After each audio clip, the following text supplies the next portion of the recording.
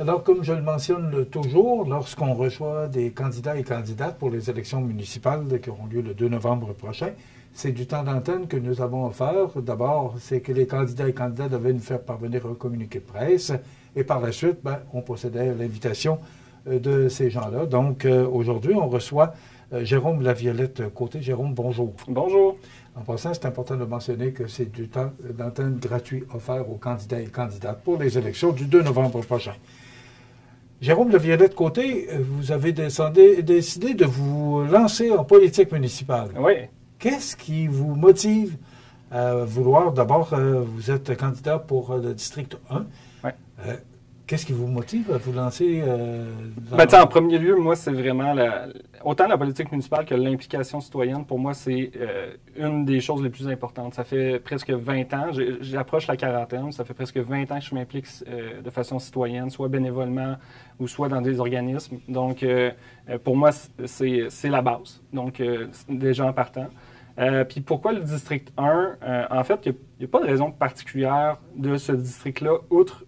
c'est un district qui me faisait beaucoup penser, parce que j'ai déjà été conseiller municipal dans le passé, à Rivière-du-Loup, dans la fin de ma vingtaine, au district que je représentais à l'époque. Un district avec une belle vigueur au niveau résidentiel, des grosses possibilités de développement économique, commercial et autres. Donc, pour moi, c'était quand même un choix assez logique.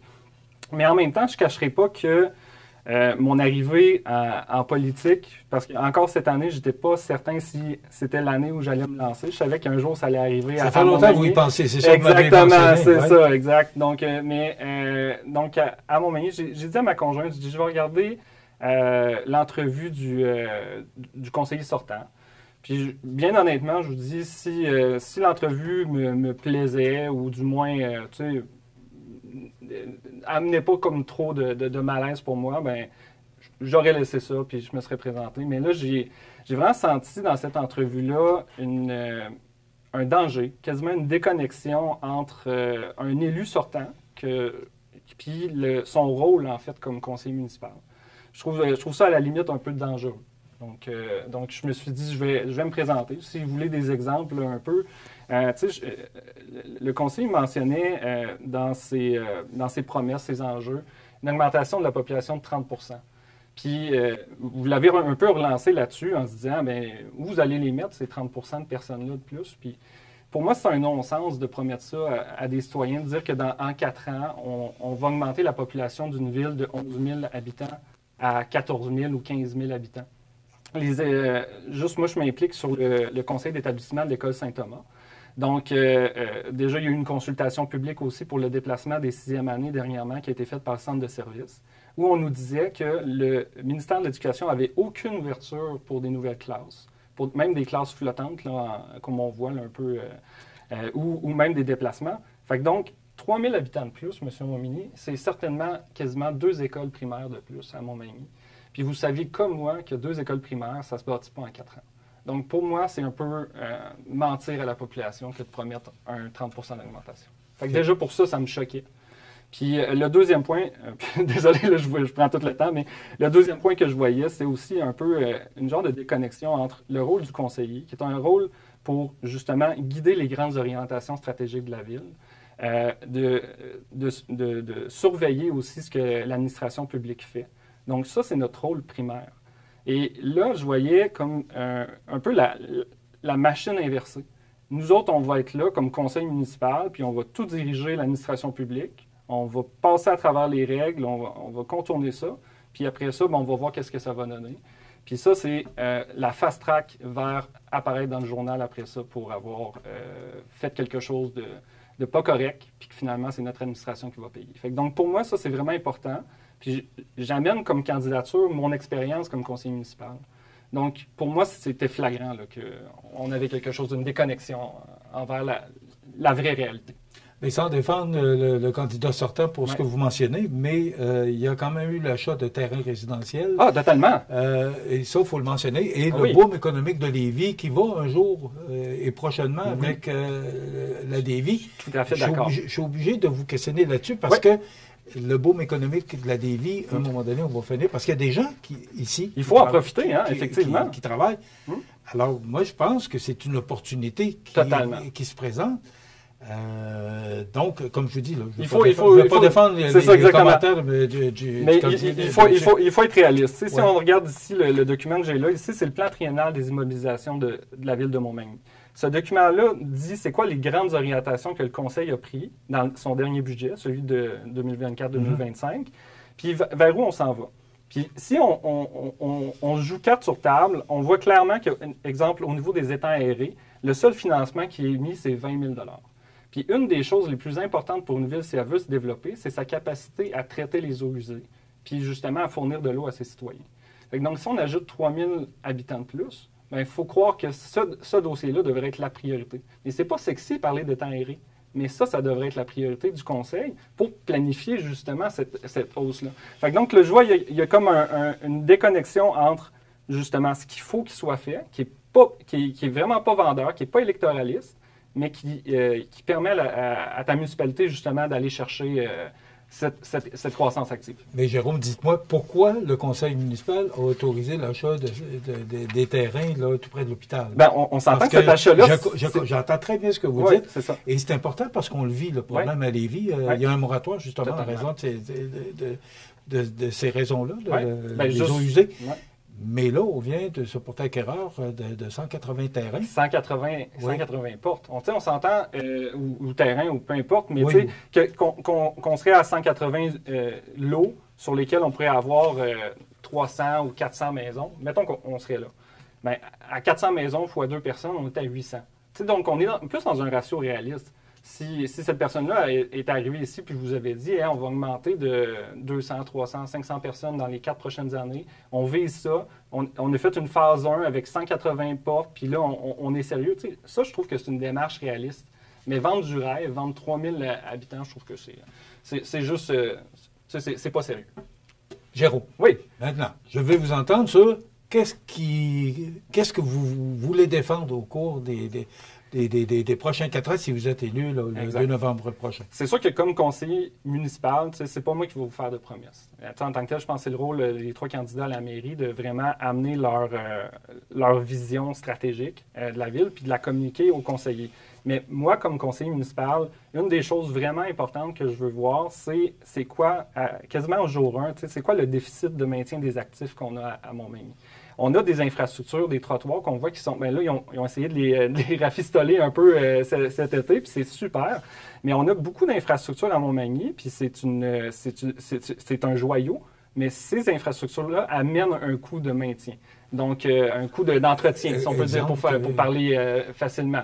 Bien, ça peut être autant les parcs, les écoles, bien, pas les écoles, mais ce qui est alentour aux écoles, déjà les secteurs urbains qu'on a déjà, les frais d'aqueduc, je pense que Mme Brisebois en avait parlé durant son débat. Des nouveaux quartiers amènent des nouvelles charges. Donc, il faut toujours planifier aussi ces charges-là. Donc, pour moi, c'est déjà de connaître ça, puis que ça devienne un indicateur. Je ne le vois pas dans les documents que la Ville fournit aux citoyens sur son site Web, que c'est un indicateur qui est suivi un peu comme on suit la dette souvent, mais suivre le maintien des actifs. Aussi, être des conseillers rigoureux. Puis ça, là, c'est vraiment le fun. On s'en parlait aussi avant l'entrevue qu'il y a 19 ou 20 candidats cette année. Puis j'ai vraiment la perception que Montmagny se dirige d'avoir, je pense, un des meilleurs conseils municipaux qu'il n'y aura jamais eu. Il y a une belle diversité d'opinions, il y a une belle diversité hommes et femmes, d'âge, de secteurs d'activité. Fait que ça va être vraiment intéressant de voir ça. Puis moi, je veux travailler en équipe là-dedans, puis d'être rigoureux au niveau des finances, au niveau de ce qu'on amène dans le conseil. Puis peut-être une dernière chose, c'est que je disais, dans la rigueur, ça va un peu avec ce qu'on parlait tout à l'heure du conseiller sortant, mais c'est que parfois, on a l'envie d'aller vers le fast-track. Moi, je l'ai connu à Rivière-du-Loup, c'était ça qu'on faisait la promotion. Je suis un ancien de la Chambre de commerce de Rivière-du-Loup. J'ai été vice-président 3 ans de la Chambre de commerce à Rivière-du-Loup. Puis, souvent, c'est justement, on veut cette fast-track-là. Mais comme conseiller municipal, je me suis rendu compte qu'on avait plein d'outils. On a ces outils-là, mais ça demande du travail, ça demande de la rigueur. Donc, on peut modifier un règlement municipal. Ça, c'est une chose. On peut aussi donner une dérogation à un commerce. Donc, on peut avoir de la créativité un peu dans la réglementation municipale. On peut aussi faire un projet particulier d'urbanisme. On en a vu juste à côté de vous. Vous avez un immeuble qui est un projet particulier. Cet immeuble-là est beaucoup plus grand que le voisinage autour. Normalement, il n'aurait pas pu se faire. Mais donc, la Ville, à l'époque, a été proactive puis a fait un plan particulier d'urbanisme. Donc, comme élu, moi, quand je recevais un dossier puis que la ville, ce qu'elle disait, c'est « Ah, je refuse pour tel règlement ». Mais je me dis, comment je peux faire, moi, comme conseiller municipal, pour que ça se réalise, ce dossier-là? Est-ce que je suis juste à côté? Il me manque-tu un 1%, puis là, on dit non parce qu'on fait du rubber stamping? On dit... Fait que donc, ça, c'est important, c'est la rigueur. Fait que donc, travail d'équipe, rigueur, puis je suis sûr qu'on va avoir un super beau conseil. Comme à peu près tout le monde qui ont passé ici sur nos ondes, on parle de rigueur, vous en parlez, on parle de finances, de pouvoir... gérer les finances plus serrées. Est-ce que c'est une inquiétude que vous avez? Est-ce qu'on paie trop cher de taxes? Parce qu'on l'entend, là. Moi, j'ai plusieurs immeubles à Montmagny, puis je vous dirais qu'effectivement, que les taxes peuvent paraître chères, sont sinon égales ou supérieures à mes parents qui sont à Rivière-du-Loup. Fait que pour une ville qui est quasiment 2 fois la grosseur, c'est effectivement que ça peut être un gros fardeau pour les citoyens. Par contre, je pense qu'il faut faire l'exercice honnête d'être au conseil et d'avoir l'ensemble des chiffres, pas seulement le peu qui nous est communiqué comme citoyens. Moi, j'ai vraiment l'impression que le conseil, en les entendant, ont travaillé avec rigueur dans la dernière année. Mais je pense qu'aussi un des points importants qu'on sous-estime, c'est que, puis encore une fois, je parle d'expérience, comme conseiller, souvent la première année, quand ils vont être élus, les conseillers ne sont pas prêts à tout de suite prendre ou du moins on leur dit hey, c'est trop compliqué, on va prendre ce qui a été monté par le conseil en place cette année, puis pour 2026, ça va être les orientations de l'ancien conseil, ça va être plus facile comme ça, parce que le budget, il faut l'amener en décembre. Mais moi, je sais très bien qu'on peut donner tout de suite à l'an 1 notre grande orientation stratégique. Puis tous les candidats que j'entends, justement, veulent mettre un peu leur sauce. Autant M. Mercier que Mme Brisebois, que Pierre. Donc, ça va être le temps. Donc, passer à l'action immédiatement. Puis pour ça, il faut des candidats qui ont un peu d'expérience, puis comme je peux projeter. Qu'est-ce que vous pensez apporter si vous êtes élu le 2 novembre? Parce que vous parlez d'esprit d'équipe. Exactement. J'ai un peu mentionné dans l'entrevue, l'esprit d'équipe, la rigueur. Moi, je suis quelqu'un qui est dynamique. Je pense qu'on le voit un peu dans mon ton, dans mon esprit. J'ai parlé, je vous parlais en pré-entrevue que j'avais parlé avec Mireille Thibault qui habite sur ma rue avant de me lancer, pas nécessairement pour Camoriane, c'est juste parce que je la connais depuis longtemps puis que j'ai participé à quasiment toutes les consultations citoyennes de elle puis de Jessie durant les dernières années. Puis on le voit tout de suite. Ma conjointe a dit, tu sais, vous parlez puis vous êtes crinqués, tu sais, vous aimez ça, là, ça se transparaît. Puis tu sais, moi j'ai connu dans ma vie 3 types de conseillers municipaux.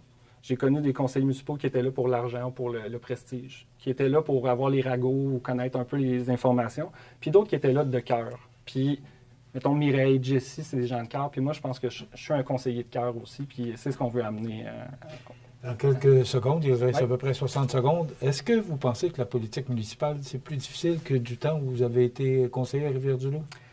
Difficile. Il y a des gens, gouvernement de proximité. Non, mais c'est ça, exact. Il y a des gens dans le porte-à-porte et j'ai été surpris, ils m'ont souhaité bon courage. Puis ça leur appartient, puis c'est un peu triste d'entendre ça parce que moi, je trouve que c'est justement, c'est le gouvernement de proximité le plus amusant. On est en contact avec les citoyens. Il n'y a rien de plus valorisant, je vous le dis, là, pour l'avoir vécu, il n'y a rien de plus valorisant que d'aider un citoyen dans un problème qui vraiment l'empêche de vivre ou de vendre sa maison ou autre. C'est hyper valorisant. Puis moi, je souhaite ça à tout le monde. J'en deviens quasiment émotif en vous le disant. Puis c'est ça. Honnêtement, j'ai juste du beau. Il y a du mauvais des fois, mais le beau surpasse tellement le mauvais. Puis j'ai hâte de le vivre. J'espère que les citoyens du District 1 vont me faire confiance. J'ai eu un super bon feedback dans le porte-à-porte. Il y a même des gens hier qui ont dit qu'ils avaient voté pour moi. Donc je trouve ça valorisant. Puis j'ai hâte de servir la population de Montmagny. Jérôme Laviolette Côté, candidat dans le District 1.